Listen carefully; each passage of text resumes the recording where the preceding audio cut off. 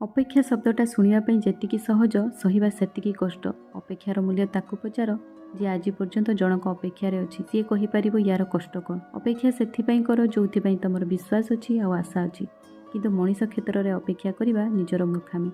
ସମୟ ବର୍ବାଦ କରିକି, ନିଜର ଫିଲିଂସ୍ ବର୍ବାଦ କରିକି, ନିଜର ଇମୋସନ୍ ବର୍ବାଦ କରିକି କିଛି ଲୋକ ଅଛନ୍ତି ଜଣକ ଅପେକ୍ଷାରେ ସାରା ଜୀବନ ବର୍ବାଦ କରିଦିଅନ୍ତି। ଅପେକ୍ଷା ବି ତା ପାଇଁ କରାଯାଏ ଯିଏ କିଛି କ୍ଷଣ ପାଇଁ ଯାଇକି ପୁଣି ଫେରିଆସେ। ଯିଏ ଅଲଗା ହେବା ଉଦ୍ଦେଶ୍ୟରେ ଯାଏ ତା ପାଇଁ କି ଅପେକ୍ଷା। ମଣିଷ କ୍ଷେତ୍ରରେ ଅପେକ୍ଷା କଲେ ନା ଆଶା ଥାଏ ନା ବିଶ୍ୱାସ। ତଥାପି କ'ଣ ପାଇଁ କେଜାଣି ଜଣେ ଜଣଙ୍କୁ ଅପେକ୍ଷା କରେ। ଯଦି ବି ତମର ଅପେକ୍ଷାର କିଛି ସମୟ ପରେ ସେ ମଣିଷଟି ତମ ଜୀବନରେ ଫେରି ଆସୁଛି, ମନେ ରଖ ସେ ପୁଣି ପଳେଇଯିବ। ଆଉ ଏମିତି ତମକୁ ବର୍ବାଦ କରିକି ଯିବ, ଏମିତି ତମକୁ ଭାଙ୍ଗିକି ଯିବ, ତମେ ନିଜକୁ ଚିହ୍ନି ବି ପାରିବନି, ହୁଏତ ଆଉ ଯୋଡ଼ି ବି ପାରିବନି। କାହିଁକିନା ସେତିକି ଆଉ ସାହସ ରୁହେନି ନିଜ ଭିତରେ।